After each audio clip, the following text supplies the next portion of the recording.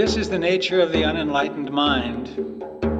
The sense organs, which are limited in scope and ability, randomly gather information. This partial information is arranged into judgments, which are based on previous judgments, which are usually based on someone else's foolish ideas. These false concepts and ideas are then stored in a highly selective memory system. Distortion upon distortion, the mental energy flows constantly through contorted and inappropriate channels, and the more one uses the mind, the more confused one becomes. To eliminate this vexation of the mind, it doesn't help to do something.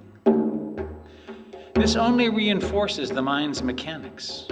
Dissolving the mind is instead a matter of not doing. Simply avoid becoming attached to what you see and think. Relinquish the notion that you are separated from the all-knowing mind of the universe. Then you can recover your original pure insight and see through all illusions, knowing nothing. You will be aware of everything. Remember, because clarity and enlightenment are within your own nature, they are regained without ever moving an inch.